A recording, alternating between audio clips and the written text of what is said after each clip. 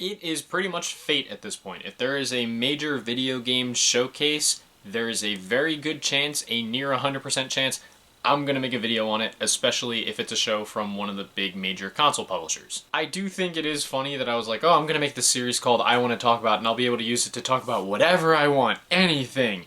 And most of the videos that I've done for it thus far are videos on video game showcases like Nintendo Directs and State of Plays and things like that. Hey, for one thing, it's fun to do these kind of videos, and two, some content's better than none, am I right? But yes, we have one to talk about, so that means I get to make a video, which is fun, and I'm happy about that. So let's jump in. Welcome back to I Want to Talk About, the series where I take a topic, I sit on camera, and I blabber about it. And as you can tell from the title, today I want to talk about the PlayStation State of Play show for January 2024. It's a new year. And with new years comes new video games, and with new video games comes new video game showcases. This State of Play right here was pretty much the first major gaming showcase of the year, unless you count the Microsoft Developer Direct that happened earlier this year. I didn't make a video on that one because it didn't feel like it was going to be a standard Direct. It felt like it was going to be more of a talky thing than the typical trailer after trailer format that a director's State of Play follows. Though I gotta say, that Indiana Jones game looks pretty lit. I'm not even really a fan of Indiana Jones, but that game looks really cool. So the State of Play here was the first major showcase of the year, and it was Sony's first showcase since September 2023. Obviously I did a video on that show, and it was alright. It was about in line with how good a State of Play tends to be. Again, State of Play showcases are usually not the most hype thing in the world. They're generally pretty low stakes, and I don't go into them expecting the world. I just kind of hope to be entertained and given an idea of what Sony's first-party direction is going to look like in the near future. And that's kind of what I was hoping for out of this show. An idea of Sony's first-party direction at this point, along with just some entertaining games that I'll actually want to play. Though this one did feel pretty interesting to me because of the fact that it was announced beforehand that it would cover about 15 games spread across just around 45 minutes, which felt a little beefy for a State of Play. Maybe that's just me overthinking a little bit, but that seemed like a longer State of Play than what I'm used to. So in a way, I went in a little bit more excited until the lineup was mostly leaked out beforehand. Modern day gaming industry. I know the collective gaming industry is really bad at holding in their bladder, and everyone in the industry is basically just like wetting themselves as far as just letting leaks come out. But yeah, a lot of times leaks can really take the wind out of my sails and can ruin the surprise, especially in a case like this where about half the lineup had come out beforehand. If it's one or two games, it's one or two games. Yeah, it might suck if the surprise gets spoiled, but it's one or two games. There are a couple other things that can come along and be surprising. In this case, almost everything that was pretty huge was leaked out beforehand, so that made it a tiny bit less exciting. But while that did take the wind out of my sails a little bit, I have to say I still enjoyed the show. I actually would say, for me personally, it was one of the better State of Play shows that I've seen out of PlayStation, and there's a lot here that I am actually looking forward to playing. Per usual, I have a script here with a note of every game that they showed, and I'm just going to go one by one talking about everything that they showed, giving an idea of what I think, and we're just going to go from there. Kicking things off, we got another look at a game we've seen quite a bit of over the last few months, Helldivers 2. Just this short trailer. They didn't really dwell on this one for too long because it is coming out incredibly soon. I will say, as of the filming of this video, it's February 2nd. By the time this goes up, Helldivers 2 will probably either be out or incredibly close to out, like less than a week. So I figured they weren't going to dwell on this, and I'm not going to dwell on it much either. I've said it in a few videos already, this is not really my thing. The gameplay does look fun, I'm just not really into these multiplayer-focused shooters, honestly.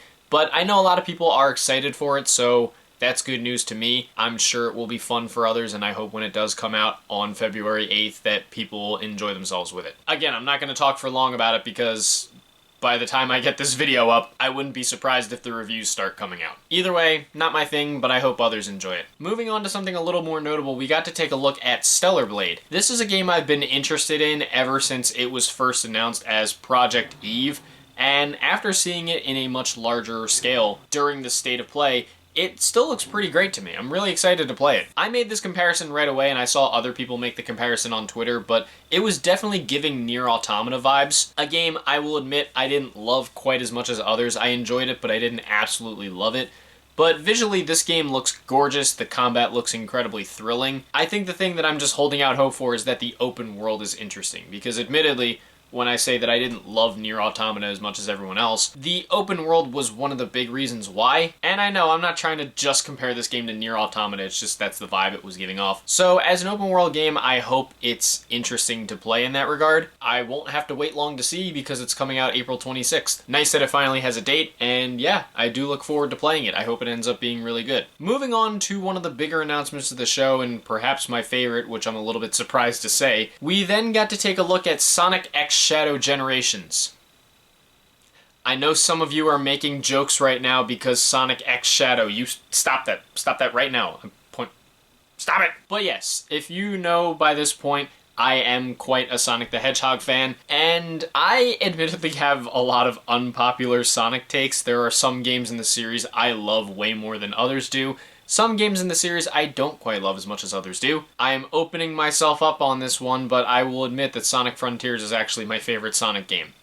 I know, wild. But, and this is probably not as much an unpopular take, Sonic Generations is my next favorite Sonic game, and other than Frontiers, it's the only other Sonic game that I personally gave a 10 out of 10 to, just on my own scale. I love Generations. That was by far some of the most fun that I've had with a Sonic game, and I've had a lot of fun with Sonic games in general. So as soon as I was starting to hear the rumors that it was getting a re-release and seeing all the leaks, I was pretty happy just at the thought of Generations making a comeback. But after seeing it at the show, I can't lie, like that Shadow side story that they're putting in doesn't look freaking insane. Yes, that's the reason it's called Sonic X Shadow Generations, because beyond Sonic Generations, the base game, they are adding some kind of side story with Shadow. In the trailer, he was about to fight Black Doom, which was fucking insane. It's almost like this game is basically to the Sonic series what Super Mario 3D World plus Bowser's Fury was for that. And it's really cool. Shadow hasn't really gotten much time as a playable character as of late. I think the last time he was playable was Sonic Forces DLC or something like that.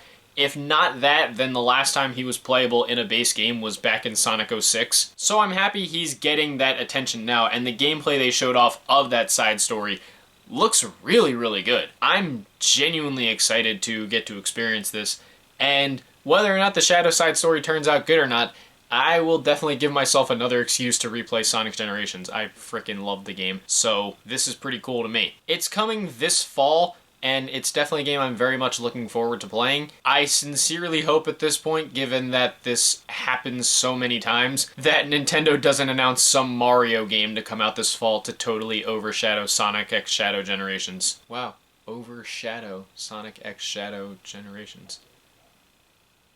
Whatever, I couldn't resist making the joke. That was not intentional, actually. But yeah, this is great. Very excited to play it, and also very excited for the Sonic 3 movie to come out later this year and have Shadow in it. Weird, it's Knuckles' birthday, but they're really celebrating Shadow this year. He deserves it. Okay, Sonic Diatribe aside, the next game that they showed off was Zenless Zone Zero, a new free-to-play action RPG from MiHoYo that's getting a PS5 release. Actually, I kind of hesitate to say new because I believe the game was already announced before the state of play, but it's just that at the show they announced that yes, it's also coming to PS5. In the time between this cut and the last one, I just checked and apparently it's already had some closed beta tests, so yeah, this was already a thing, but it's just now it's getting a PlayStation release, so that's cool. I'm not usually too big on MiHoYo's games. I didn't really play Genshin or Honkai Star Rail because they didn't really seem like they were for me, but I will admit the stylized action of this one looks pretty cool. I didn't know this until I looked it up after the show, but apparently this is a single-player game. For some reason I thought it was like some kind of online multiplayer game, but apparently it's single-player, so that might be a tiny bit more compelling to me. But we've still got a long way to go. It doesn't seem to have a release date. I believe I just saw they said it's probably going to drop sometime in 2024. I'm not 100% certain just yet. Either way, maybe I'll give it a shot if it is going to actually be free, because it looks like it is going to be, so maybe that'll convince me to give it a try. After that, we got another look at Foamstars. I'll give them this much. They're really trying. I mean, given that, again, by the time this video is up, the game will pretty much be out, if not like coming out the very next day or something like that. So there wasn't really much reason to show it, but again, they are really trying to make me excited for the game, And I'm not. This is the third straight PlayStation show that I've talked about where they've shown Foamstars, and my opinion on it has not shaken. I really don't think it looks very good. As much as I want to see other shooters that kind of remind me of Splatoon, this one just looks really generic, and again, live service and Square Enix doesn't really blend that well. I've said this before as well, but the thing about Splatoon is that it's fun to play single player, not just online. This game doesn't look like it's going to do anything as far as single player, so I really don't have any faith in it. It's coming out February 6th. Again, by the time this video's up, we'll be like a day or two away probably from playing it. And the only reason I care about it is that it is going to be a day one release on PlayStation Plus. So I will actually get the chance to play it regardless, and I'll either get to watch the actual explosion and see the rubble for myself, or be so wrong, have the giant shock of the century, and bypass putting my boot in my mouth and then just shoving it up my ass instead. So I guess we'll see in a few days how right or wrong I end up being. If the game turns out to be bad, as I unfortunately expect it to be, well, I was right. If it's wrong, you can all come back to this video and tell me how wrong I was. And I will admit if I was wrong. Probably at the beginning of whatever the next video is. Either way, away from Foamstars, we then got to take a look at Dave the Diver. Honestly, I didn't know this wasn't on PlayStation already. For some reason, when it got shown at the Nintendo Direct a while back in September, I had thought it came to other consoles along with the Switch. But no, apparently it's just now coming to PlayStation, which is cool. It's nice that PlayStation fans will finally get to play one of last year's best indie games,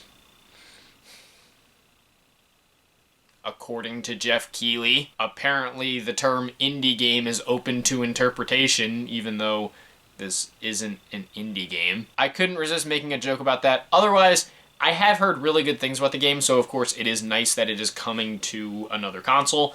And it looks like it's getting some kind of Godzilla expansion, which sounds bizarre, but is kind of cool. Do you get to play as Godzilla? I don't know, they barely showed much, but now I'm honestly kind of curious. I'll get to learn the answer pretty soon, though, because the PlayStation port comes out this April, and the Godzilla expansion thing comes out in May, so that seems like something to look forward to. And again, given how many good things I've heard about the game, I'm sure it's going to be good news when it does arrive on PlayStation later this year. Still not an indie game.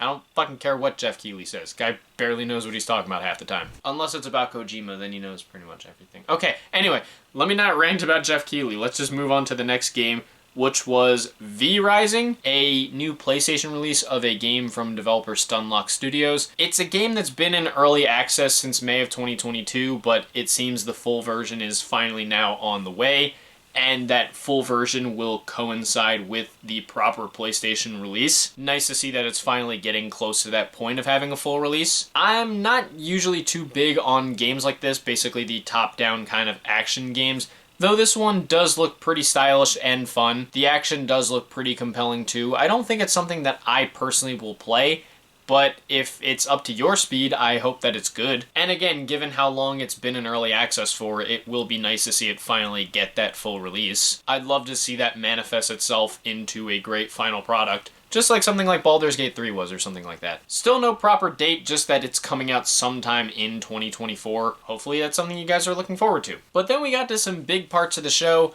that were also pretty polarizing, because the next thing we got to look at was Silent Hill: The Short Message, a new original Silent Hill game that's free to play, huh? And it's in first person too?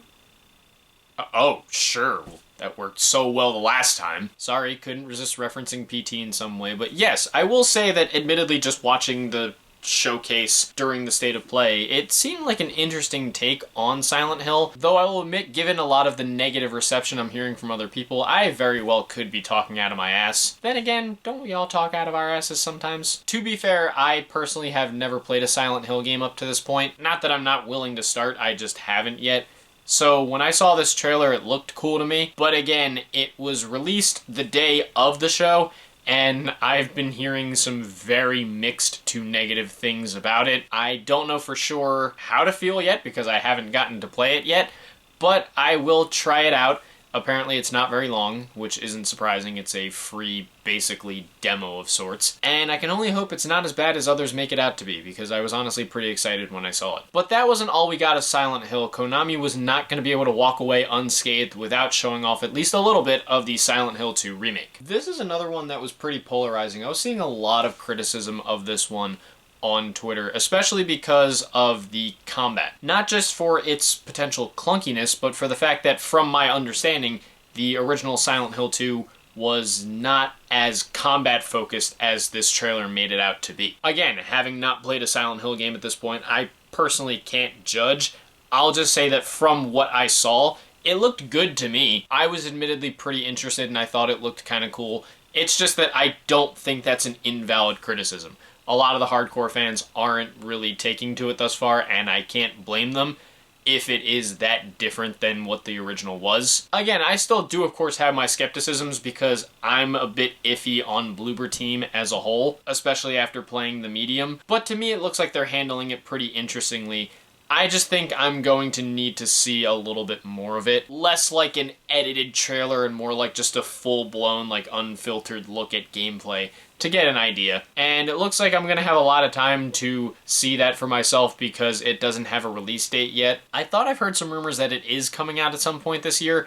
I'm not certain, but regardless, yeah, I'm going to need to see it more for myself. But I am cautiously interested in it. I can only hope it ends up better for the fans. After that, we got to take a look at Judas, the new title from Ken Levine, the creator of the BioShock series. This got announced at the Game Awards in 2022, and we're just finally getting to see it now in a much larger way. Personally, I have no experience with the BioShock series either, so again, I'm not the best judge of character on a game like this. I personally will say it looked pretty cool to me. I think the setting seems really dope. The visual design is great too. Once again, much like a few of the other games that were shown here, I think I just need an unfiltered look at the gameplay to get a good idea. The gameplay that was shown seemed pretty cool, but again, that could very well be the whole industry marketing PR thing where they present CGI that looks like gameplay, even if it's not gameplay, and then it's downgraded when it eventually comes out. I think I just need a larger look at gameplay before I could actually make a judgment on it. And again, the game doesn't have a release date. They didn't announce a release date during the show, so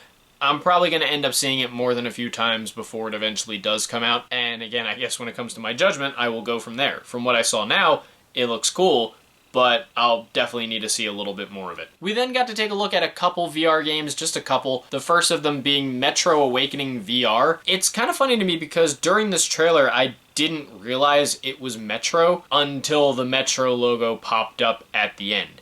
And I really should have seen it coming because I'm pretty sure this was also leaked before the show. It does look pretty cool though. Vertigo Games is developing it and they seemingly have a history of doing some pretty good VR stuff, so that's a developer worth having some faith in, and this looks pretty intriguing. I will admit the little bit that I've played of the Metro series I wasn't too crazy about, but a VR version does sound like it's a bit more up my alley, and again, I could use a few more VR games to play on my VR too, so this looks like something I'd be willing to try.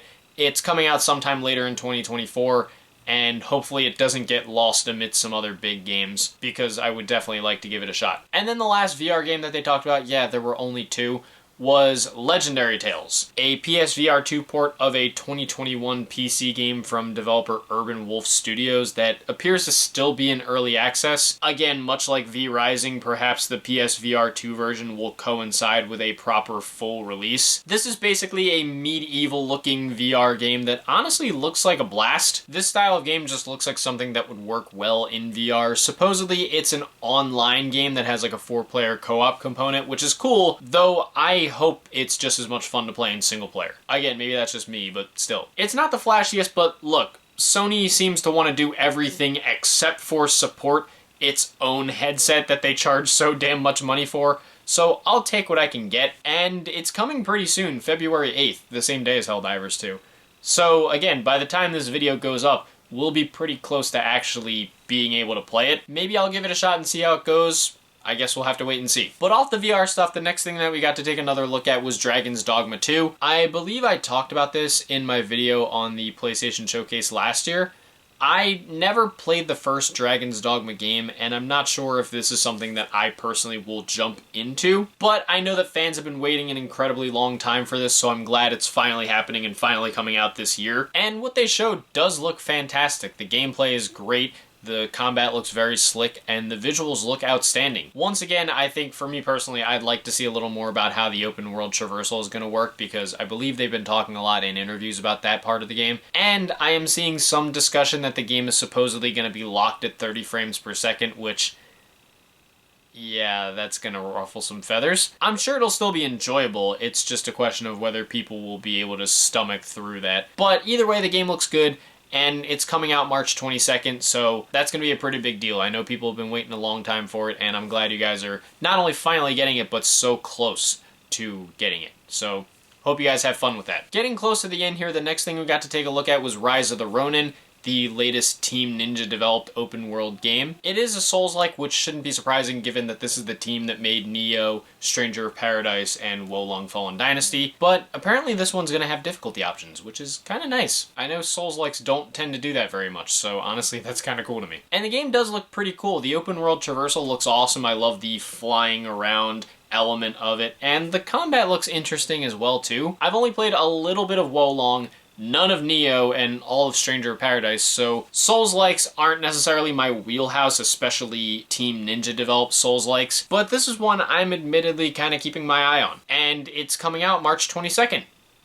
Wow, Rise of the Rōnin and Dragon's Dogma 2 actually coming out on the same day? Jesus. Good luck to anyone who's going to be playing both. Again, I'm going to wait it out with Rise of the Rōnin a little bit, but it does look cool, and I am definitely going to keep my eye on it and see if it's something that I actually end up wanting to play when it comes out in a couple months. After that, we then got to take a look at the Until Dawn remaster.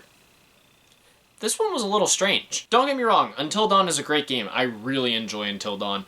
Though, I'm just admittedly a bit confused as to why it's getting a remaster. And I know I'm not the only one. There are a lot of people on Twitter who were like, how did this get remastered before Bloodborne? I haven't played Bloodborne, so I can't really say the same thing. But still, I am confused as to what made them choose Until Dawn to get a remaster and why it's getting a remaster. After all, the remaster, at least from the footage they showed in the trailers, doesn't look that much better or that much different than the original game. So it is a little bit hard to tell what the logic was in this. I don't know if it's to create some excitement for the upcoming movie adaptation, but I got nothing. I mean, again, I do have it listed in the description as a highlight, and that's mostly just because I really enjoy the game. I love Until Dawn, and I'm definitely more than willing to play it again when this remaster comes out, but only as long as there's some new content or some kind of upgrade path that ensures I don't have to pay $60 or $70 for it again. If I have to pay $10 to upgrade it to the PS5 version, fine, so be it. But if I have to pay another $60 or $70 to have the game again, yeah, I probably wouldn't. I'll just stick to the original version. But it is a great game. I'm happy to see it come back, just a little confused about why they chose to remaster it. I believe I've heard that this remaster is also coming to PC, so it's nice that PC players will finally get to get the game. And it is coming out later this year, so I guess we'll learn the answers soon enough. But then we got into the final phase of the show, so to speak. I say this is the closer, but there's still a couple things to kind of talk about after it. As we had been hearing before the show, we got to take a look at Death Stranding 2 on the beach. I love that the subtitle for this game is literally just on the beach. I think more sequels should do that.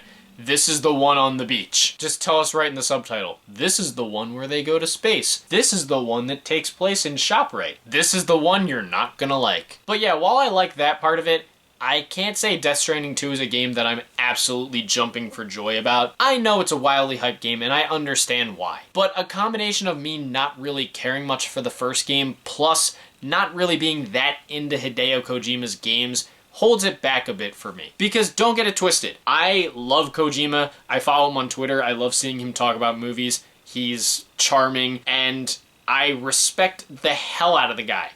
But his style of games aren't really my thing. Again, I didn't care much for the first Death Stranding, and I will fully admit I'm not really that into Metal Gear Solid either. So no matter how good this looked, it really wasn't ever going to be for me. I do think there were very fun and entertaining parts of the trailer, like the doll character and that sick-ass sequence where the character who I presume was the first game's antagonist was using some kind of like guitar weapon thing. But again, I think I'm more excited that other people are excited for this game than I am excited for my own sake. Again, as someone who doesn't really play Kojima's games, I don't really have a stake in this one, so I don't think it's something I'm necessarily like jumping for joy at. I only ever played the first game when it eventually came to PS Plus, and if I ever do decide to play this one, it'll probably be for that same reason, because it'll show up on PS Plus at some point and I'll go, sure, why not? With that said, it's not coming out until 2025, so we're probably going to see a lot more of this game, and I'm going to constantly feel like I'm tripping balls every time they show it off. Because, man, I know Kojima is weird with the things he makes, but this is the game that lets him be his most weird. But it's cool to witness, even if it's not something I plan to play. But after the trailer, Kojima wasn't done. You would think he was, but he's not. The guy's freaking crazy, and after the announcement of the game, Kojima showed up to announce his next game. It's a new IP, an action espionage game, which is pretty exciting to a lot of people because he hasn't done one of those since Metal Gear Solid. That's apparently being done in collaborations with Columbia Pictures. Man, Death Stranding 2, that OD project for Xbox, and now this, all of which are exclusives to one console or the other. Kojima's really keeping himself busy right now. He's apparently been working in this industry for almost 40 years, which is utterly insane to me. With this new IP, though, we didn't get to see anything of it, of course, because production is not going to start in earnest until after Death Stranding 2 is complete, so we're probably not going to see it for a while. The only thing we heard is that this new game is going to be kinda like a movie. Apparently, Kojima was talking about how he wants it to kind of transcend games and movies, which, given how much of a movie buff he is and how much his games are more like movies than games anyway, yeah, that kind of makes sense. Except that it doesn't. What does that mean? Like, will there be an option to, like, see it in a theater? Will I be paying money for a ticket? Do I need to play the game to understand the movie? Will there be a 7-part comic book prequel series that all the fans will tell me that I have to read before watching the movie lest I want to be labeled as a fake fan? Will there be volcanoes? Sorry, I was getting a little goofy, but yeah. Kojima, I mean, with this game, when it does come out, supposedly it's called Physint?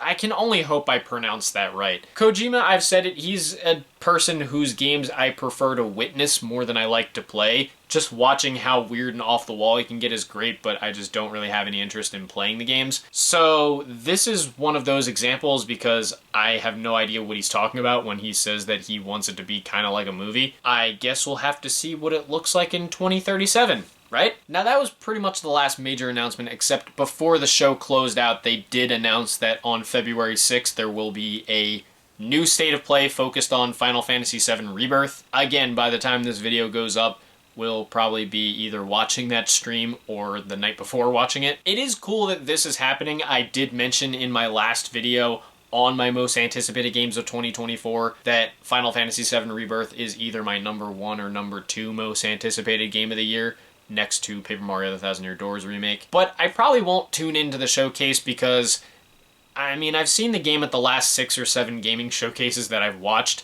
How much more do I really need to be sold on it? At this point, I know I'm going to play it. I know I'm excited for it. They don't really need to do much more to sell it to me. This isn't a game where they showed it at one gaming showcase and then were quiet on it for 5 more years.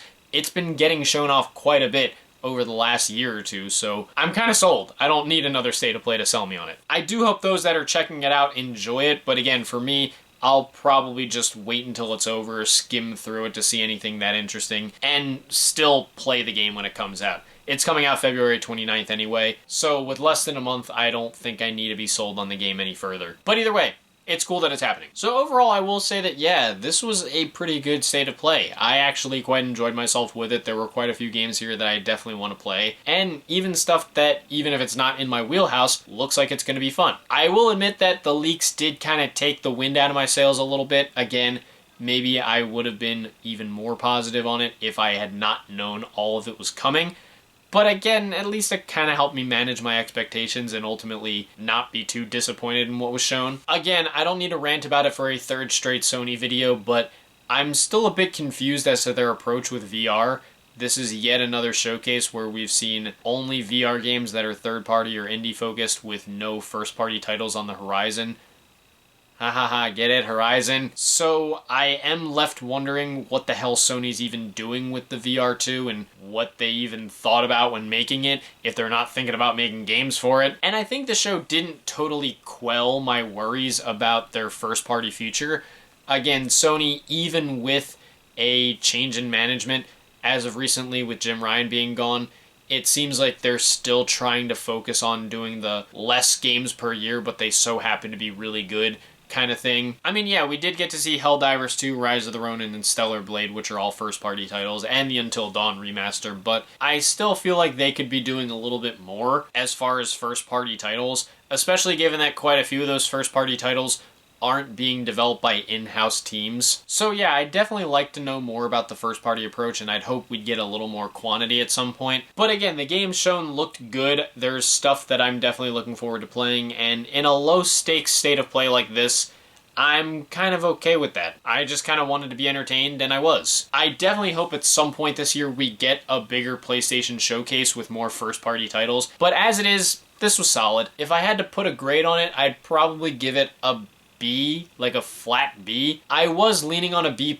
but then kind of hearing about some stuff after the showcase made me a little skeptical in some areas, but I still enjoyed what I saw, and I liked it enough that I would say a flat B. Solid show. I was entertained. Some good-looking games. I just hope we get something bigger at some point in the future later this year. Maybe around June when E3 would have been, had it not been canceled. RIP E3. But that's just my opinion on the state of play. What did you guys think about it? Did you enjoy it as much as I did, if not more? Did you hate it way more than I did? Were you just completely indifferent toward it? What are your highlights? What are your lowlights? Are you looking forward to many of the same games I am? Are you more skeptical than I am about quite a few of them? Whatever your thoughts and opinions are, leave them down in the comments below. Let's keep this civil and have some fun as we like to do. If you guys want to hit like and subscribe and support some of my other ventures that I have linked in the description, thank you. If not, it's no big deal. I totally understand. In terms of what's next, I mentioned this in my last video, but I don't know how many long form videos I'm going to be able to do this year. Some things in my life are popping up that are making it so I'm not going to be able to do quite as many or maybe devote as much time as I would really like to this. I'm gonna keep trying to make long-form videos, don't get it twisted, but if there are some droughts, I apologize. With that said, it is February, and Nintendo typically does a Nintendo Direct every February, so once that gets announced and once that happens, you can rest assured that I'm going to be doing some kind of video on it. I don't know if it's going to be the next video I do. Again, when a series is called I Want to Talk About, it depends on how much I want to talk about it. I know it kind of goes against the title, but if there are topics you guys would like to see me talk about, you can leave them in the comments, and I might consider talking about them. Not gonna guarantee that I will, but I might. Otherwise, yeah, we'll just play by ear, and if there's stuff I want to talk about, I'm gonna sit on camera and I'm gonna ramble about it. And you can expect me to do that later this month when the next Nintendo Direct happens. So stay tuned for that, but until then, thank you guys for watching. I hope you enjoyed, and I will see you in the next video. Peace.